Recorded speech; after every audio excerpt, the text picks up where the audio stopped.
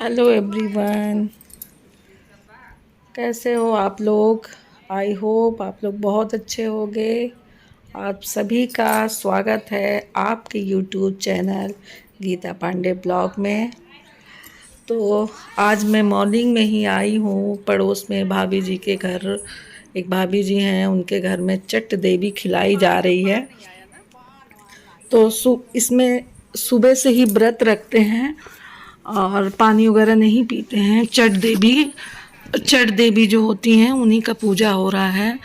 जो अगर आप मनौती मानती हैं, तुरंत तुरंत अगर पूरा होता है तो तुरंत खिलाया जाता है। इसको चट देवी बोलती हैं।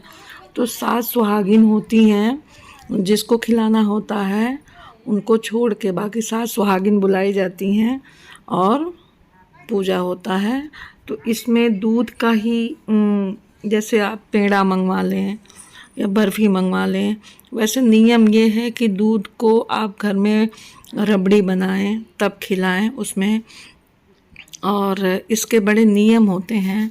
इसको पत्ते पे ही हाथ पे रख के खाते हैं और ज़बान से खाना होता है, घर लेके नहीं जाना होता है।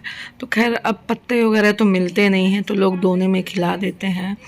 और बहुत शक्तिशाली देवी हैं।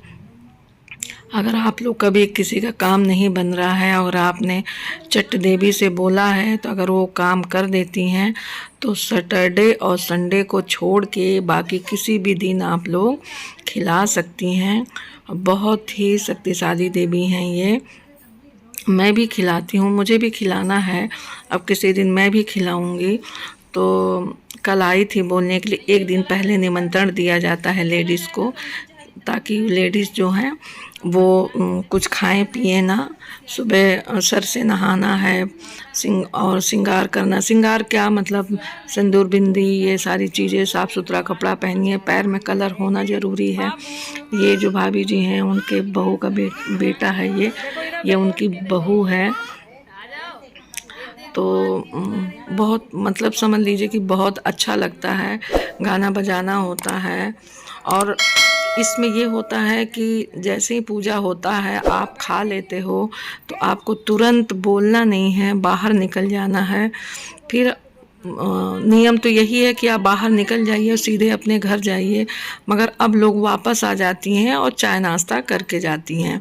वैसे नियम यही है कि आप जो है आप खा के, प्रसाद खा के आप घर चले जाइए, वापस नहीं आना चाहिए।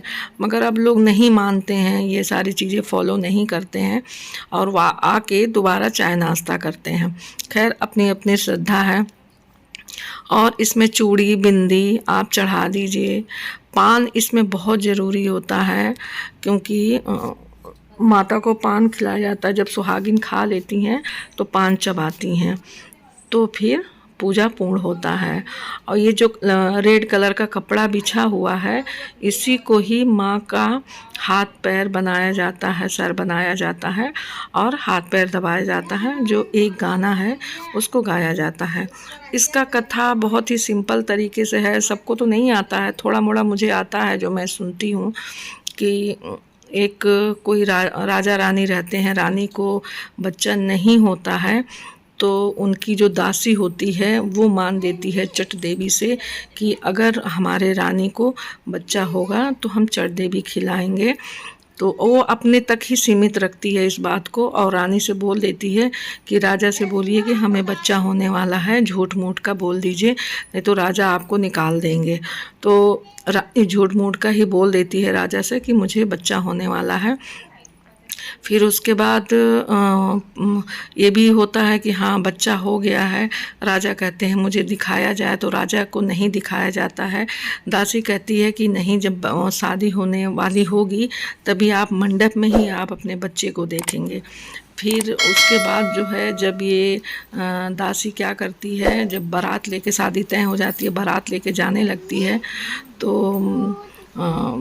वहाँ पे ये चावल और मेवा दूध का ही एक मतलब बच्चा बना के डोली में लेके जाती है।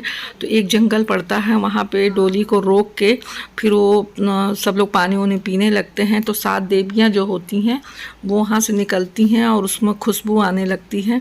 तो वो सब देवियाँ उस जो बच्चा बना होता है दूध का वो खा जाती हैं। तो जो दासी होती है वो लगती है रोने और उल्टा सीधा बोलने कि अरे मेरे बच्चे को खा गई, मेरे बच्चे को खा गई, हम तो शादी करने के लिए जा रहे थे। तो देवी कहती हैं अच्छा रो नहीं, तुम इसके बदले में जो मांगो हम देंगे। तो फिर वो बोलती है कि मुझे बच्चा ही चाहिए। तो